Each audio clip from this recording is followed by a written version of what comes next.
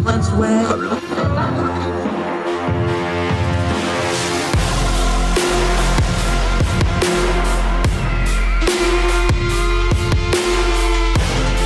with your host, Andrew Donaldson.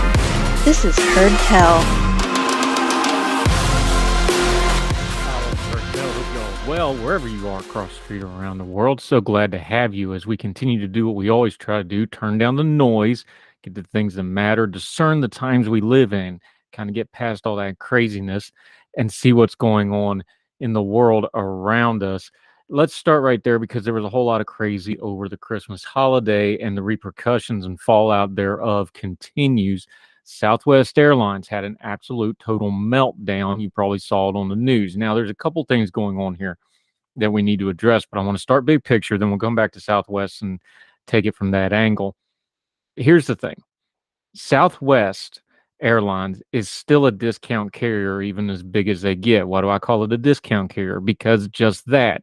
They discount. They cut prices. They cut corners. They do things the other airlines don't to get their prices down to get you to go. Now, some of those things are obvious. The way they charge, the way they do things, some of them are not obvious, like their interline agreements. If you don't know what an interline agreement is, that's the agreements between the airlines that a paying customer from one airline can be transferred or their baggage can be transferred or whatever the case may be to another airline. They don't have those agreements. So when Southwest's entire system goes down, they can't just put a bag on the next thing smoking wherever it's going. Those baggage just stop. Now, here's the thing. I did transportation for the better part of 15 years before I started writing and doing media, and a good decade of that was doing air transportation. So I know a little bit about what I'm talking about here. So let me just lay it out to you this way. I've done a lot of flying and a lot of traveling. I never fly Southwest. I think I did once when I was in the military because they booked it that way. But if I'm paying, I never fly Southwest. Why? Because of this right here. I know how they operate. Their systems have been bad for a long time. It's been well known. People that know anything about the business of aviation and moving people and transportation, their systems were antiquated and it's not particularly well run. And I'm not trying to be mean. I'm just telling you, they're still trying to run Southwest as if it was Southwest of 20 years ago when it's a third of the size that it is now. This kind of a disaster was inevitable because they haven't upgraded their systems. They haven't upgraded their software. Their management hasn't kept up. They have the same staffing and hiring problems everybody else does. And it created a bomb that went off. And then when you throw in the fact that they don't have interline agreements and other things, they don't have any friends to phone to try to bail them out when almost all of their own flights grind to a halt. I never flew Southwest because to me, I needed some more security than what I knew the underpinnings of their organization would give me. And sure, you probably got away with it for years, but that one time when you really needed it over Christmas break, what happened? To me, that's the money. That's why I don't usually fly discount airlines and low fare carriers. It's a trade-off. If you do it, for God's sakes, go carry on only. Don't let them handle your bags. But most of the time, you may be okay. Make an informed decision is the point here. The reason I bring up informed decisions, it's a trade-off. You're getting a cheaper ticket. You're getting less services. Here's the problem. We are now into the next phase of this story of do something. And everybody's demanding that somebody do something. And no sooner does do something come out of your mouth than somebody starts looking to the federal government to do that do something because, of course, we got to bring the hammer every time we need to get rid of a fly. So there's been a couple different layers of this. A lot of people are pointing towards Pete Buttigieg, and not just Republicans, the progressive friends of ours, the Bernie wing of the Democratic Party. They're all over Pete Buttigieg, talking about how he was unqualified for the post and why did you let this happen? That's a little unfair, although I do agree that he was put there for political reasons, not because he knew anything about transportation. Here's the thing, folks. Have we not learned our lesson yet? Whether it was COVID, whether it was anything else over the last however long you've been alive and been an American and followed politics, when has yelling do something ever actually done something good? Oh, they can do things. Part of the problem with aviation in America is not that it's not regulated enough. It's regulated to the gills. And a lot of those regulations are from the 50s, 60s, and 70s. They're outdated, antiquated, and need updating. What is needed here is not the sledgehammer of government to come in and do something. Whatever they do will probably make the next thing worse. Imagine if they come in and start dictating which systems and which software upgrades a company needs to do. Well, that's what needs fixed here. Yes, I understand that, but understand how regulation works. If they regulate a specific kind of software fix, by the time they actually get it implemented, the next software thing's already out. See the problem? Kind of like back when they first started putting computers in schools, they forgot that those computers would be out to date by the time they actually got them all in the system. Then you got to pay somebody to fix them. Then you got to replace them. Before you just do something, you need to think these things out. Yes, Southwest made their own mess. They should have major repercussions. Most of the leadership should probably be examined very closely, if not out of jobs, for allowing this to happen, because they did allow this to happen. This has been building over a long time. Look, even 20 years ago when I was in the Air Force, we joked about how Southwest did things on the cut rate. Okay, these were known issues. They knew. It finally blew up on them. Everybody knew this was going to happen eventually. But bringing in the sledgehammer of government, or just blaming a certain government official, or just thinking that your political priors applied to this particular situation is going to fix it, is not the answer. Didn't COVID teach us anything? We can rain money down on a problem. We can move all kinds of regulatory hurdles, but if we don't think them through, do we really accomplish anything? So it is with this Southwest thing. There's a lot of viral video and a lot of pressure for the government to do something. They love to do something. They'll do what they want to do, not just solve the problem you think they will when you start demanding do something. Be careful summoning forth the big, powerful being that is the federal government to fix your problem of the moment. And as bad as the Southwest thing was, it was a problem of the moment. And just business-wise, they're going to have to fix it now because they don't want to take another hit the way they just did. Summoning government to fix it, probably going to create a couple more monsters down the road that you ain't going to like. That's how the airline industry got in the mess it is right now. But we got to have an adult conversation to get through that sort of thing. I don't think the do something people are in the mood for that. So we should try to temper them, and let's not do anything rash in the moment just because of a viral video and because of upset travelers that might make the next 10 or 15 years of air travel even worse. More hotel right after this.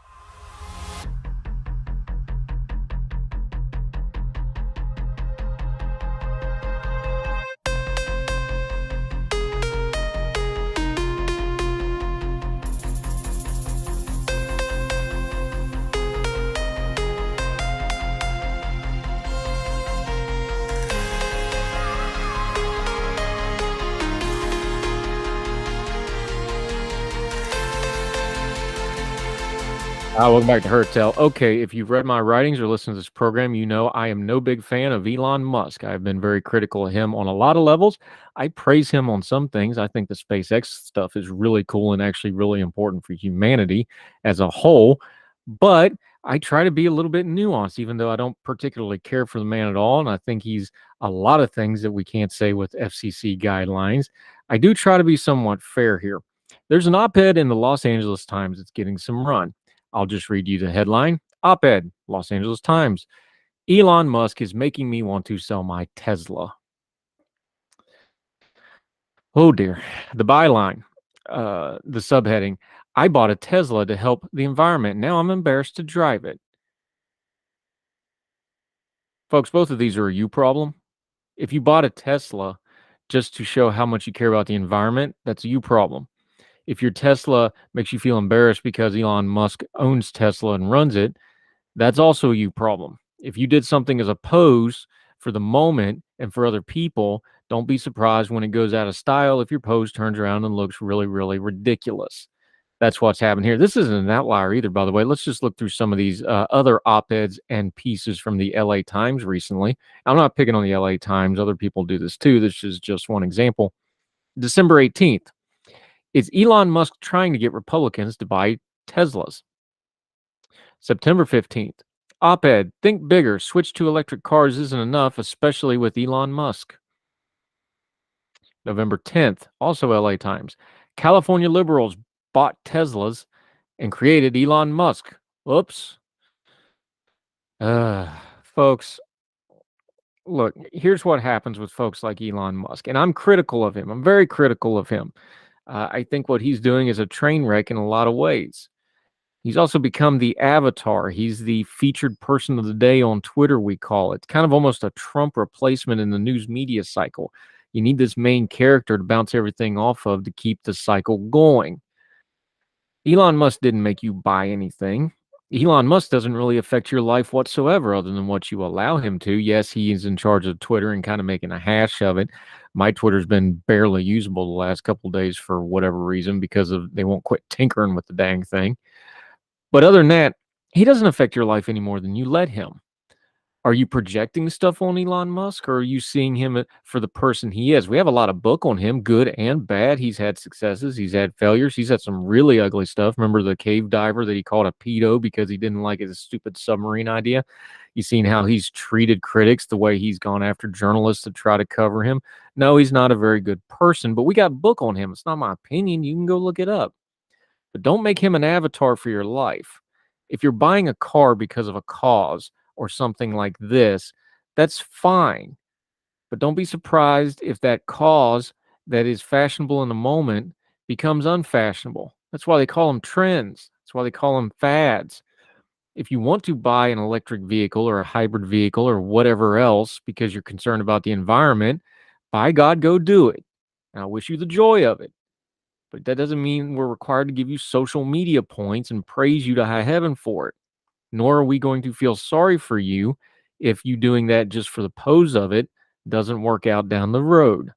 Again, if you buy a Tesla to try to show off to your friends and Elon Musk now makes that unpalatable to you, both of those are you problems.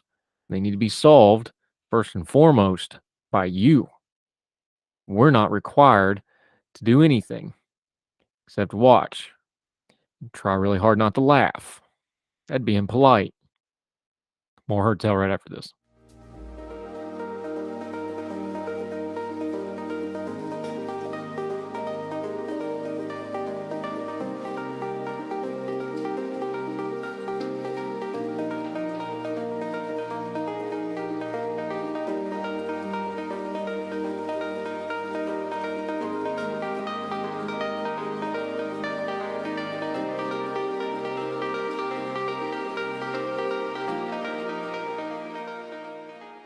Welcome back to Herd Tell. Okay, he's the most appeared guy in the history of this program because he's that smart.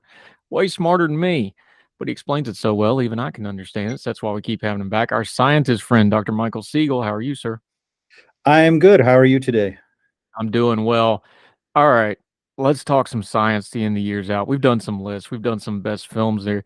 You did on ordinary-times.com. We'll link to it. You did the top 10 science stories and science things and tech things from the year 2022. How was it the year 2022 for science? 2022 was an amazing year for science. One of the things that's kind of indicative of one of the things that's kind of unique to science is you have a tendency for things to take a long time and then pay off all at the same time. Like as a scientist, I've had years where I was barely publishing anything. I'd hear from supervisors, "Why aren't you publishing?" And then the next year, I'd publish like 10 papers because a whole bunch of projects came to a conclusion at once. And that's what 2022 was like. We had a lot of long-term projects, things that have been going for years or decades, suddenly pay off. We had Artemis go to the moon, return to the moon, and set up the potential human landing in a couple of years. That's been in the progress for over a decade or more. We had JWST, which I named as the biggest science story of the year. That's been in the works for 25 years and finally deployed and started taking data this year. We had a lot of progress on vaccines. That is the culmination of decades worth of work. We had the fusion ignition, where we had a self-sustaining fusion reaction that was putting out more energy than it was taking in. That's the result of decades worth of work by the National Ignition Facility. So it was just a year where a lot of these long-term projects came to fruition and made amazing amounts of progress and had some really wonderful results. Now, why is that? Is it a funding thing? Is it these are 10-year projects, these are 5-year projects, these are 15-year projects? I know the space stuff, it takes a while for this stuff to get into place and to get R&D, but why is it that it seems to go in a cycle like that? I think just it's just the nature of the beast, that the way funding tends to work out, the way scientific breakthroughs tend to happen. You tend to get these waves of breakthroughs, and then periods of time where people are trying to figure things out and so forth, and then another wave of breakthroughs. The mRNA vaccines are a perfect example. This has been something that's been in the work for a couple of decades, but now that it got jump started with the COVID-19 vaccine, we have vaccines coming out for a universal flu. We have vaccines coming out for malaria. We have vaccines coming out that can treat cancer. The COVID-19, especially that pandemic, jump-started that particular technology. So a whole bunch of projects that had been in the works suddenly caught fire. Dr. Michael Siegel joining us. How is a monster hole in the heart of the galaxy not number one? We've known about that for a while. So the story there is that the center of our galaxy, our island of stars, the Milky Way, the center of our galaxy has a black hole in the center that weighs about 4 million times as much as the sun. And we've suspected it was there for decades. We've had pretty direct evidence of it for years.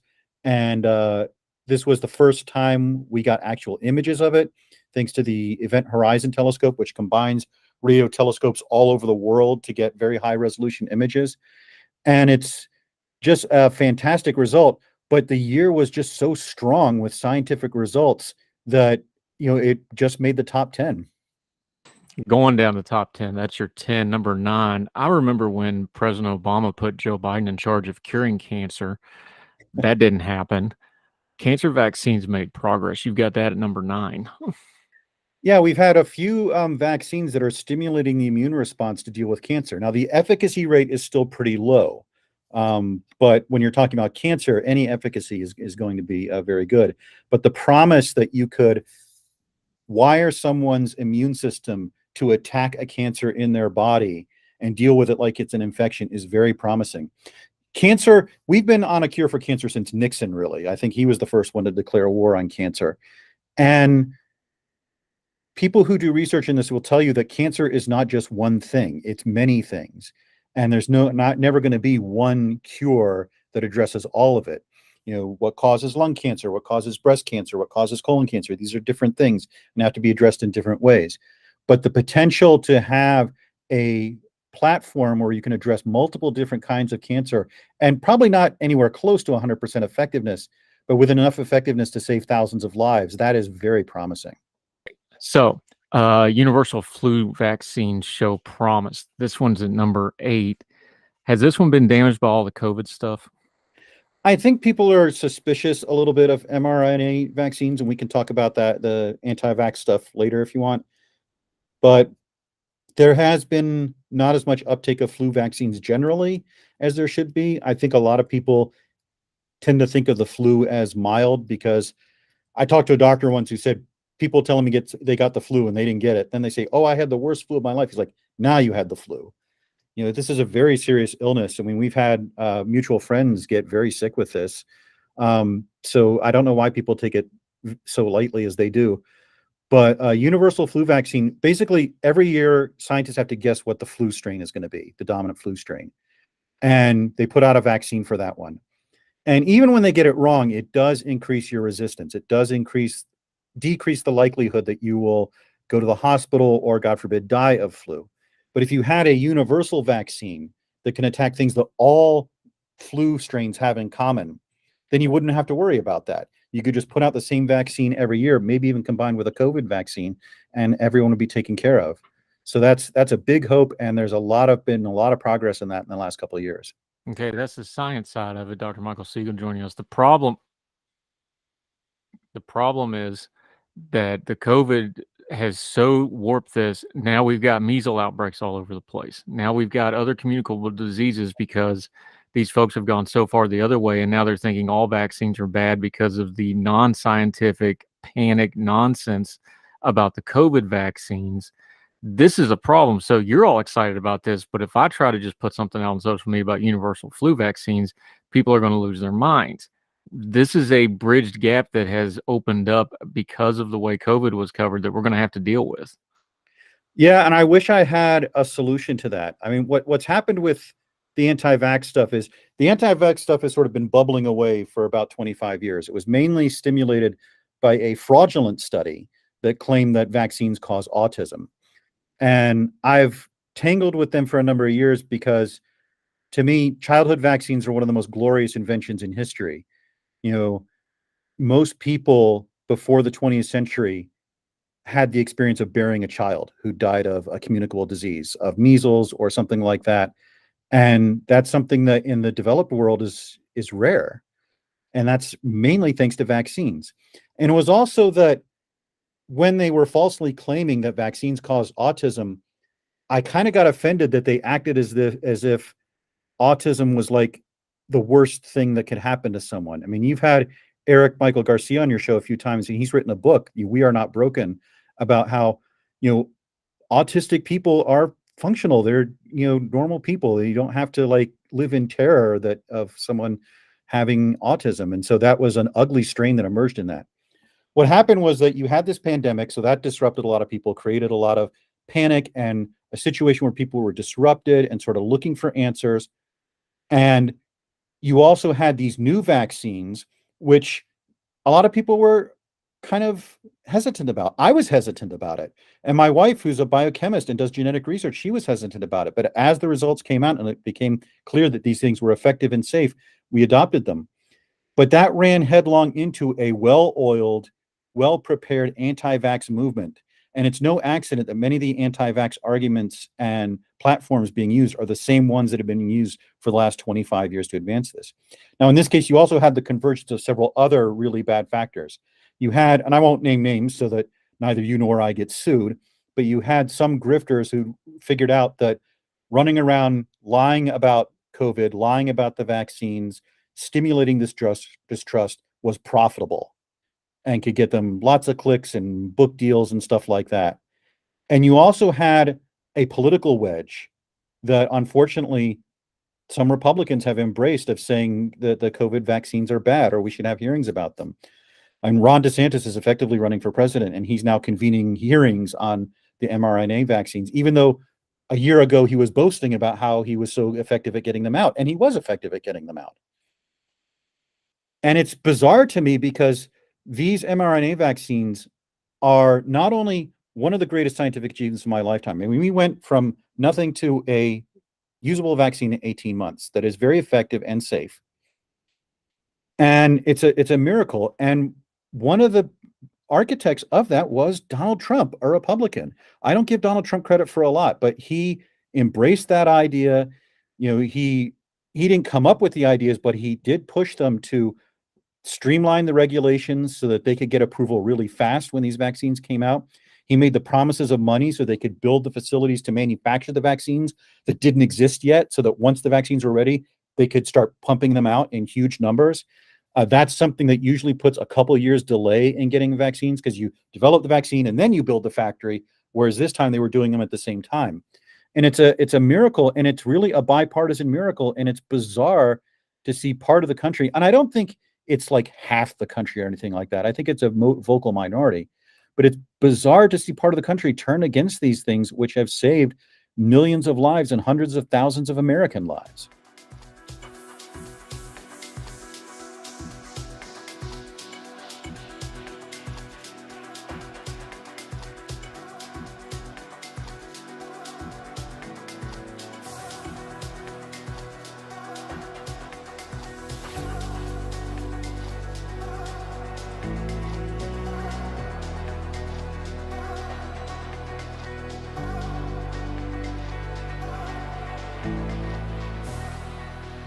Yeah, I'll name names. Robert F. Kennedy Jr. Let's start with him. Business Insider actually did a list of 12 of these folks. I won't go through the whole list because these deplorable people don't need the airtime of it. There's bodybuilders, there's wellness bloggers. JFK Jr. is the biggest name on here because of his name, but he's been known to be a crank. Those 12 people, and I'll link to this piece. On Facebook alone, those 12 people are responsible for 73% of the anti-vax content on the platform over the last few years when it came to COVID. This is a small minority that's gotten really loud, but the problem is they're converting people because now we have a measles outbreak, something that should never happen. We've seen polio make a resurgence in certain places, something that should never happen. One of the great scientific wins of the last 100 years, defeating polio, that's coming back. And now the flu vaccine is going to be a fight every single year. Now we have school board people running under, we're not going to have vaccines to get into schools anymore. They're winning converts somewhere because it's getting worse, not better. Yeah, the COVID vaccine skepticism has sort of backfilled into building up skepticism of other vaccines. And It was designed, not to interrupt you. That was exactly their design on it, though. They jumped on yeah, the COVID. I'm not talking about everybody because some people were just ignorant, didn't know any better.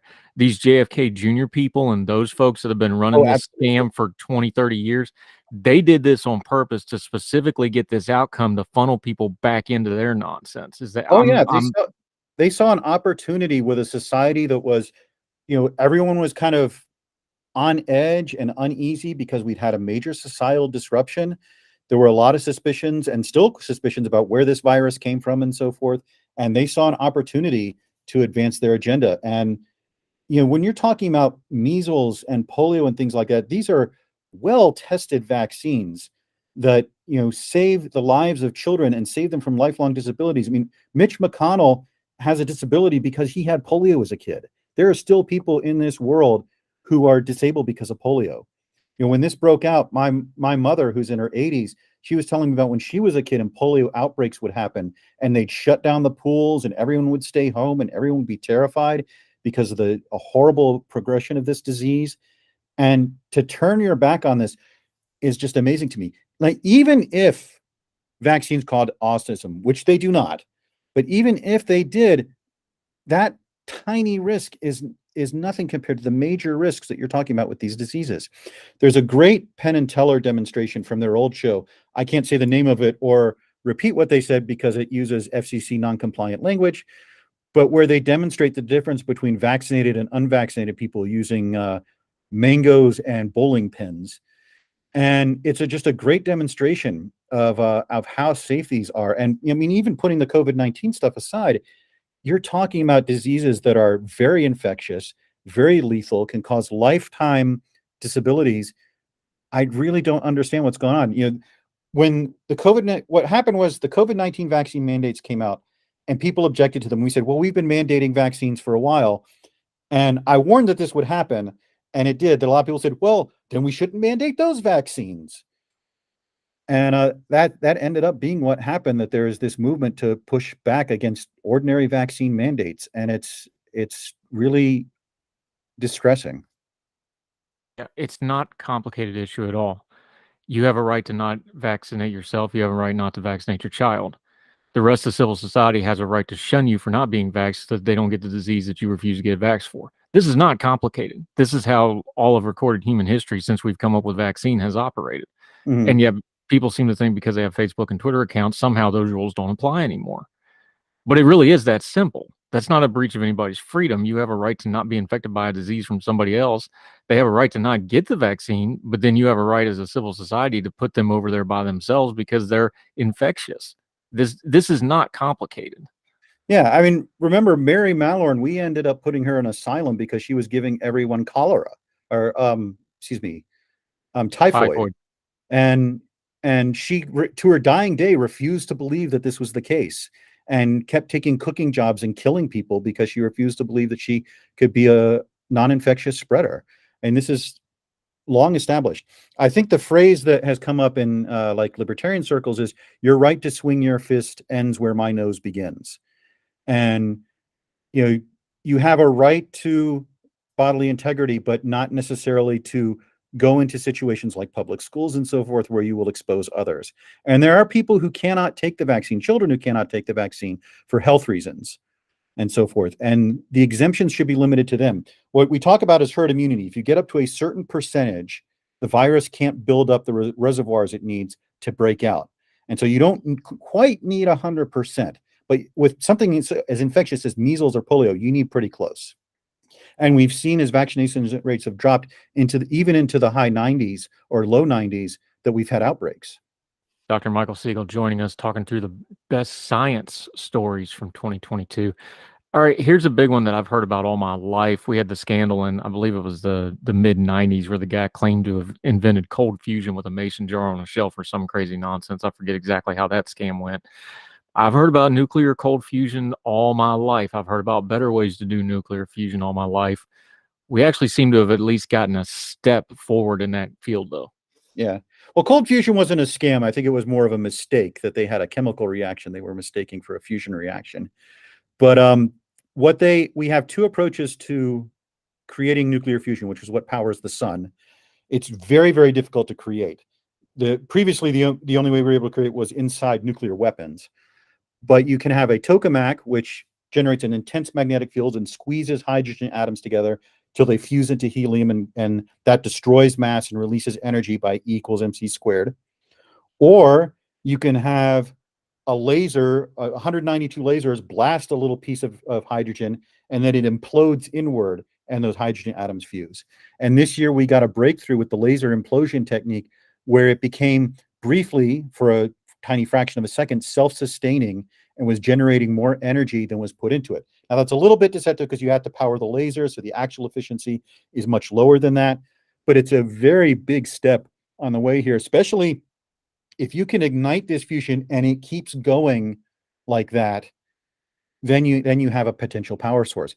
Now with the laser implosion technique, they're doing this once every 7 months. You need to be doing this multiple times a second to have sustainable fusion.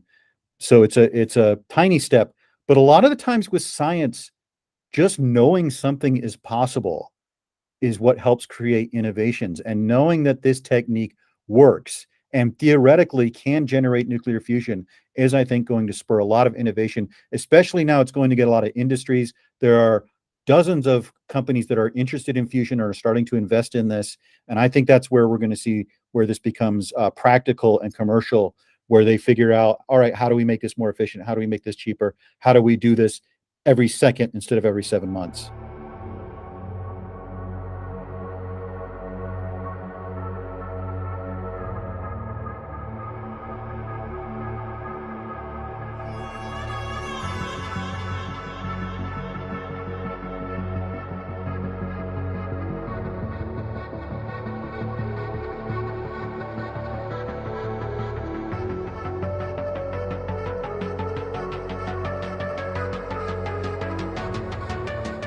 Dr. Michael Siegel, certified scientist, a couple times over. His list of science stories for the year. Number 5 intrigues me for a couple reasons. Remember at the end, the middle, kind of the crux of Apollo 13, the movie, right before the accident, they're talking about they're not broadcasting their program because nobody cares, because space flight has become blasé and everybody's bored with it. It's not exciting. Then, of course, everybody paid attention after the disaster. It was kind of the fulcrum point of that whole movie, because those two things happened one right after the other. Not in real life, but in the movie, they put them together. Yeah. Artemis went to the moon this year. We've heard about the Artemis project for so long, and it was called a couple other things along the line. It actually happened. I even halfway follow this stuff, and it just didn't seem like a big deal to us. I know to the scientific community it was. For NASA, it was like, hey, we can still do this, because that's kind of what's been hung around their neck for the last 50 years is, oh, we never went back to the moon. Well, now they've gone back to the moon. It didn't feel like as big a deal as it should have. Is that a fair way to put it? I think that's a fair way of putting it. We're not really breaking new ground. What we're doing is trying to create a long-term presence on the moon that will enable research, that will enable potential energy breakthroughs, that will enable potential better exploration of the solar system, and so forth. So when you're talking about Apollo, you were talking about getting to the moon as an achievement and beating the Russians and so forth. Now you're talking about sort of recreating some of the beats of that program, but in a way that is more consistent with a sustained presence on the moon and a sustained program of space exploration that has a much more defined purpose. Here's the thing. We're going to talk about DART in a minute. We're going to talk about James Webb Telescope. We've talked a lot about the Mars rovers. One of the Mars rovers just went offline here over the holidays after, I think, 5 years on the surface, which is a pretty good run for something on Mars, which is about as much of a hellscape as you can possibly think of as far as getting a rover to hang around. The argument is we've gotten so good with the probes and the other data. Do we really need a manned moon program right now? Because we pretty much know everything we need to know about the moon. How do you counter that argument with, yes, we need to put people on the moon because it's a jumping off point to other things. We can launch missions further out because that's further out to start with. What's the counter argument? Because it is true, our probe technology is getting really dang good now. Why do we need manned space flight off planet? Mainly, there are a lot of arguments. The one I always fall back to is humans are capable of responding in a way that robots are not. We're capable of being innovative. We're capable of seeing beyond the immediate moment. The best results we're getting from research these days are humans and computers sort of working together, because computers can do calculations very fast and sometimes see things because of that humans can't. But our ability to think intuitively, to think non-logically, to make leaps and connections that a computer cannot is our greatest strength, and something you definitely need on a program like this. One more vaccine note, the bivalent vaccines, I don't know if I'm saying that right. I saw almost no coverage of this. Now, I know it got covered under other names because they talk about the quote unquote new COVID vaccines, but you've got this all the way up at number 4 on your list, and I hardly heard it talked about at all. Yeah, so the bivalent vaccines, the initial vaccines inoculated against the spike protein, but that mutated in Delta and Omicron. The new vaccine has 2 different strains of the spike protein, and that seems to stimulate a bit of a broad response. What we're hoping for is a vaccine that stimulates the immune system to respond to any variant of COVID. Now, there was a very early result published yesterday that showed that the bivalent vaccines are actually not only effective against Omicron and so forth, but are actually effective against this, I think it's XBB, this new variant that has emerged and is taking over in terms of preventing hospitalization and death. I'm kind of but you hit on a good point. I'm kind of disappointed that the administration has not been hitting this point very hard. I realize that they're afraid of stimulating partisan backlash and so forth, but this really is a message that needs to be getting out there. I suspect we'll see uptake pick up if there's a surge in COVID cases, but the effectiveness of this vaccine is very good, and the side effects are, if you've already had the vaccine, they're pretty minimal, and so I think this is something that we should be pushing a lot harder to deal with COVID. We're still losing. A lot of people think COVID's over. We're still losing 3,000 people to COVID a week. And granted, mostly seniors, but their lives matter too. And I think this is something that we need to be emphasizing a lot more with the bivalent vaccines. And one of those things where I think, Joe Biden's decline as a communicator is hurting his administration, because I think, the Joe Biden of 10, 20 years ago would have been much better able to communicate the importance of this issue than he is now. I mean, I don't buy these ideas that he's senile or anything like that, but he can't communicate the way he used to 10, 20 years ago. And I think if he could, that would be a big help towards getting people to take these up. Now, the Biden administration did take out, now they're looking at restricting travel from China again. China seems to be having yet another outbreak. This goes to the point, though, because we know we can't trust their data. We can't trust anything they say about COVID, frankly. I don't want to rehash that whole debate, but no, you can't trust anything the CCP-controlled China tells you about anything. It's trust but verify. The thing about that is their vaccines didn't work, and that's why this is going on. It's not just that they lied about it and covered it up and they boarded people into their homes. Their vaccines didn't work at all, and that's why they're seeing these spikes and these sorts of things. They have to open up because their economy's getting ready to crash if they don't, and it's just showing that their stuff didn't work correctly, whereas ours did. The numbers don't lie in this particular instance, do they? No, the Sinovac vaccine was initially effective, but as the virus has changed, it's basically lost effectiveness. In fact, there are many countries like Singapore that if you've had the Sinovac, they don't regard you as vaccinated at all. What was really telling to me early on in the pandemic was that Taiwan, Vietnam, Singapore, Japan, these countries shut down travel to China immediately. And some internal emails got out that basically said, we don't trust them. We're tired of their stuff coming to our shores. We're cutting this off before it becomes a problem. And those countries had very low rates of COVID in the initial outbreak, and did quite well with their response because they knew that you could not trust the CCP. I mean, you just can't. I think limiting travel to China and testing people who are getting off planes is very well justified right now, because it is the source right now of one of the biggest outbreaks that's going on right now. We do have outbreaks going on in this country, but they're still at a moderate level. And I think we want to kind of restrict that, especially because with the outbreak that's going on in China, with the low resistance they have because they did not have an effective vaccine, the possibility of a new variant emerging is very high. Yeah, Dr. Michael Siegel joining us. Okay. How about the outbreak that wasn't, although it was serious for the people that had to suffer through it, monkeypox? Some of the media were trying to build that up, no doubt, into the next big thing. It wasn't. It was pretty much capped off the way you would expect a public health response that was halfway well managed to be managed.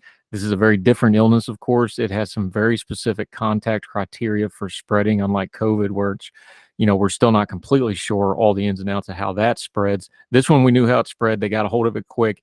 It was not a pandemic. It was contained quickly. You got it at number 2 for all the public health failings. This was a public health win. Yeah, monkeypox is not as infectious as COVID, as you said. It requires very close contact, not necessarily sexual contact, but pretty close contact. But we had about 30,000 cases in the United States and about 20 deaths.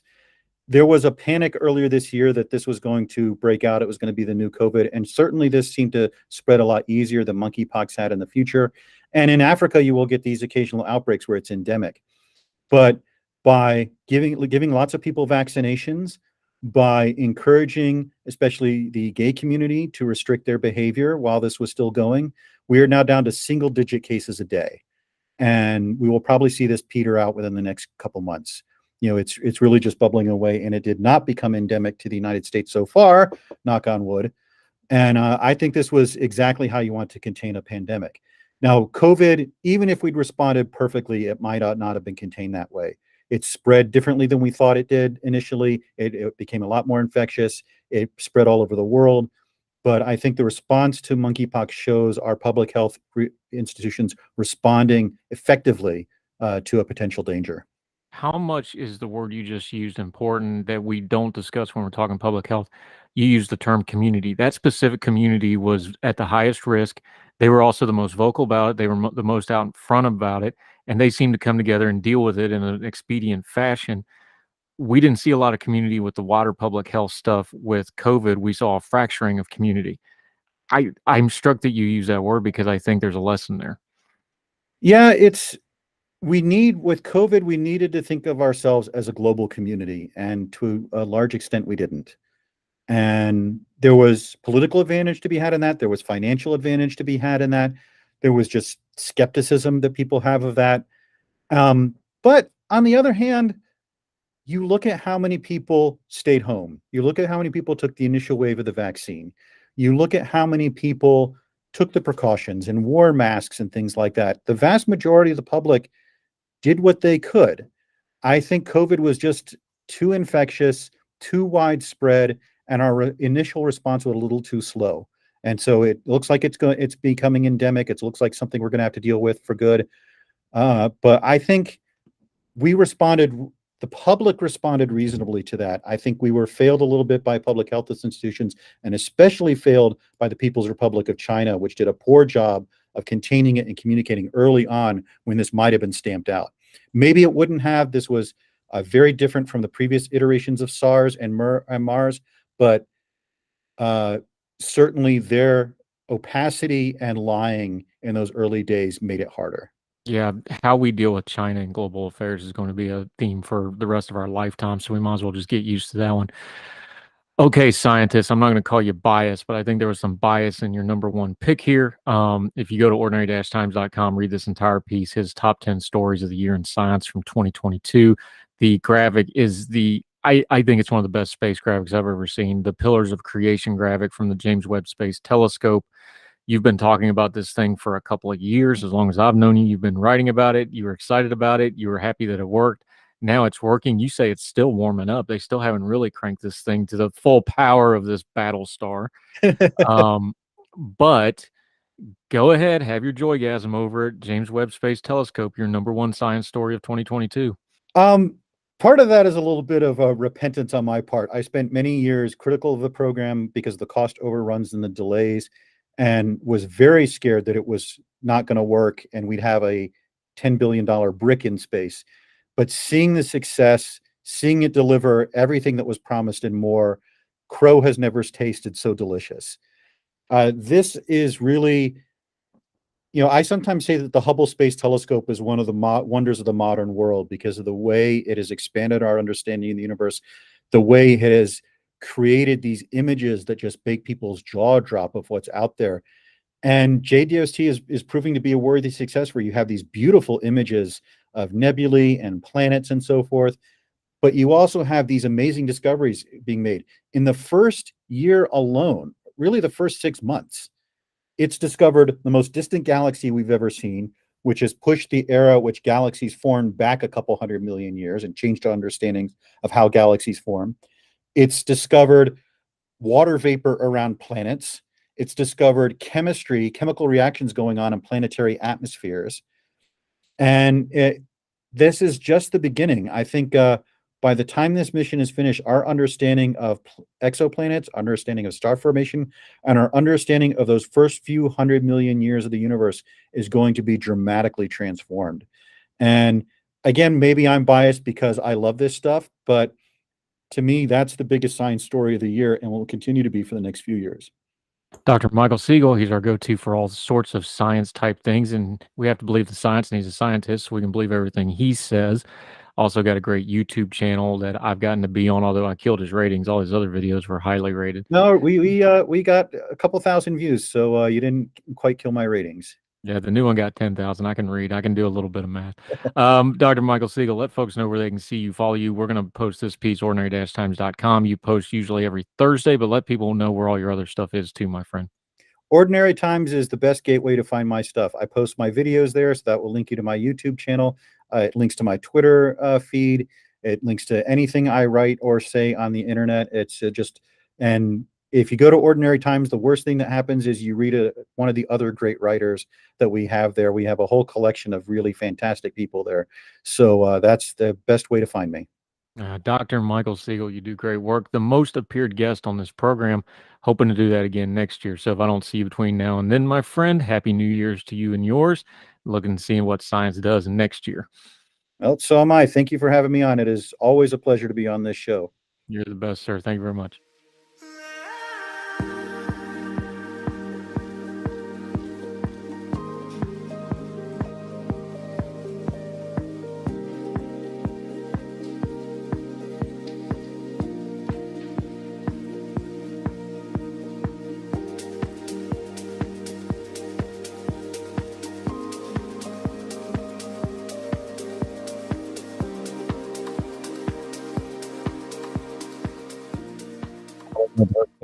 All right, to end the program, the last program of the year of our Lord 2022. Boy, God, did that go fast. Let's turn to some humor. Humorist Dave Barry, his traditional year in review piece. It's in the Washington Post I'm reading from. I'm just going to take the excerpt from the end. You can read the whole thing. We'll link to it. I think he makes a good point here. On the political front, this is Dave Barry. There's a refreshing new vibe in Washington as the two major parties finally pass the toxic nastiness of the midterm elections. Look forward to the new year, an opportunity to end the cynical partisan gamesmanship instead of seek common ground in a sincere effort to solve the problems that the American people actually care about, such as an epidemic of illegal drugs that we apparently ingested before writing this sentence. Because in reality, there is no new vibe in Washington. Washington is Groundhog Day with Bill Murray as Congress. The only change is that the Republicans have narrowly regained control of the House of Representatives, which means they can spend the next 2 years seeking revenge on the Democrats. For example, they could form a House Select Committee to investigate the House Select Committee that investigated January 6th. Of course, the Democrats still control the Senate, which means they could retaliate by forming a Senate Select Committee to investigate the House Select Committee, investigating the House Select Committee that investigated January 6th. Thus, the legislative branch of the federal government could spend the next 2 years probing itself like some kind of deranged proctologist. And if that isn't enough political assignment for you, we can also look forward to 2 soul-sucking years of build-up to the 2024 presidential election, which could very well wind up being the contest between, speaking of Groundhog Day, Joe Biden and Donald Trump. That's right, the voting public could face a choice between 2 men who are both, according to the polls, unpopular with more than half of the voting public, and who will both be older in 2024 than the Adirondack Mountains. That's the kind of quirky political scenario we sometimes wind up with in this country thanks to a unique system of government created by our founding fathers who are rotating in their graves like hot dogs on an airport food grinder grill. So for the moment, the situation appears grim. Yet there are plenty of reasons to feel hopeful about the future. Just to name a few, and there's a parenthetical here of note to editor, please insert some reason to feel hopeful if you can think of any. Dave Barry writing in the Washington Post. Thus it is with a feeling of guarded optimism that we as a nation reach the end of this disturbing year and thankfully enter the holiday season. The festivities are somewhat subdued as inflation forces consumers to cut back. According to the U.S. Commerce Department's Bureau of Conifier Statistics, the median household Christmas tree height, which last year was LeBron James, currently stands at Danny DeVito. But it's still the holidays, time when we gather with loved ones from near and far, assuming the ones from far were able to sell enough blood plasma to afford the airfare. And assuming they didn't fly Southwest, that's just me adding that in there. So let's forget about the year we just went through. Let's give our loved ones a big old holiday hug and enjoy this moment. And on New Year's Eve, as we prepare nervously to face 2023, let's be sure to have a big calming bowl of ice water handy when the clock reaches midnight and we say Happy New Year. Dave Barry writing in the Washington Post. We hope you have a good new year this last Heard Tell program of 2022. Next time we see you, it'll be the year of our Lord 2023. God help us all.